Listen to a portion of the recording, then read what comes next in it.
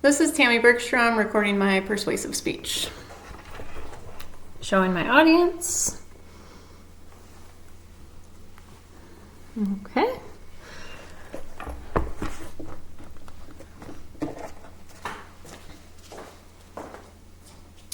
Queens University student Andrea Ojeda Jimenez has a private scholarship, is receiving financial aid, and works 30 hours a week. Yet she is still facing the possibility of having to drop out of college because she can't afford tuition.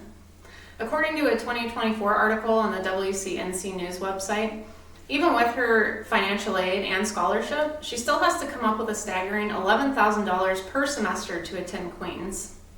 Andrea lives at home and to save money, and although her parents have been able to help in the past with tuition, they would both have to get 3 jobs in order to continue helping her pay for her education, something Andrea refuses to let happen. According to a 2018 Fox Business article, 51% of college students who drop out do so because they can't afford it. Student loans are the second highest debt category right after mortgages, and most students will graduate with an average of $30,000 of debt, just for a bachelor's degree. If you want to go to school to become a doctor, you're looking at going into debt about $250,000. As a nation that values an educated population, we should be striving to make college more affordable and accessible for everyone. Today, I'd like to advocate for affordable education and public universities for all American citizens. First, we'll discuss the problem with high tuition and how it prices people out of higher education. Second, the cause of high tuition in American colleges. And third, how we can find solutions to make college more affordable for everyone. According to the National Center for Education Statistics, during the 2021 to 2022 academic year, the average cost of tuition after grants and scholarships was $15,200. Many students don't have parents who can help afford this cost. When we consider the federal minimum wage of $7.25, even if a student were to work full-time while going to school full-time, they would still only make $13,920 before taxes, not nearly enough to pay for school. So students have no choice but to take out loans. Fast forward to graduation day, and now not only does the individual need to worry about finding an entry-level job in their field, they also have to start paying off their debt. Combine this with the ever-increasing cost of living, and you have a recipe for an incredibly broke college graduate. It's no wonder that 5 million people are in default on their student loans, according to a 2025 U.S. Department of Education article. And the high price tag of college is starting to scare people away.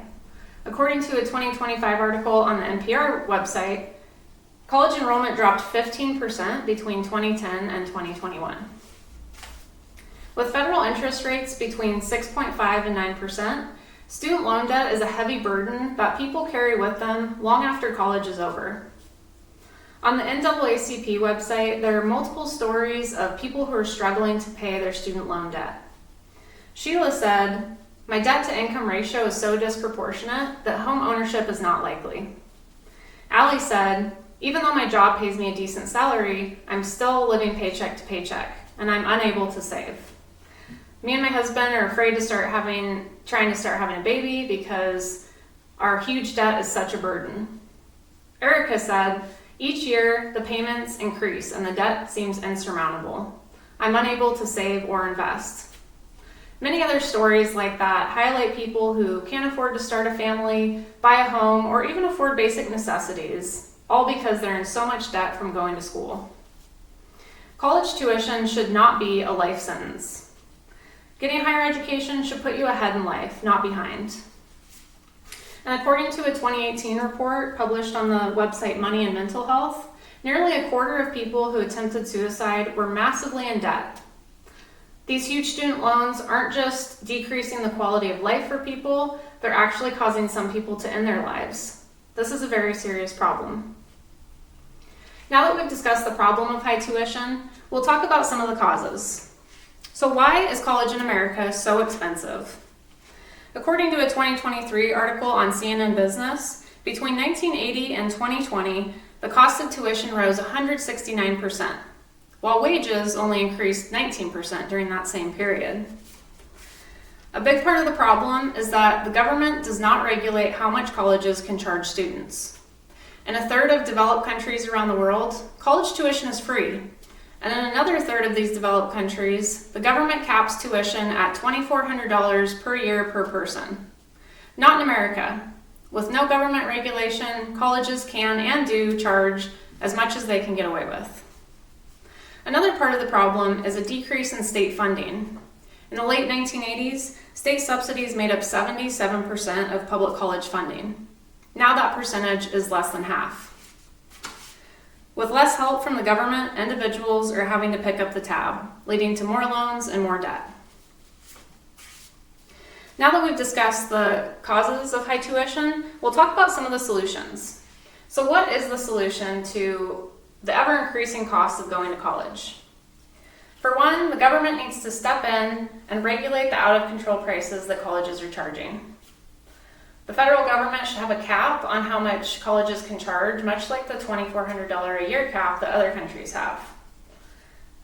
On the state level, states should start allocating more of their budget to funding public universities. If they went back to providing at least 75% of funding, colleges could charge students less to cover their costs. On a personal level, we can vote in candidates on the state and federal level who care about making higher education affordable for everyone.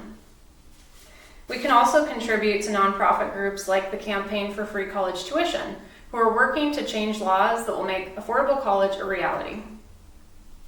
So today, I've advocated for affordable college tuition in public universities for all American citizens. I've done this by telling you the problem with high tuition and how it prices people out of higher education, the cause of high tuition in American colleges, and how we can come up with solutions to help make college affordable for everyone. I strongly feel that a population of educated citizens not only leads to individual success in life, it also contributes to a thriving economy and more social cohesion. As South Africa's first president Nelson Mandela said, "Education is the most powerful weapon which you can use to change the world." Let's work to make it accessible to everyone. Thank you.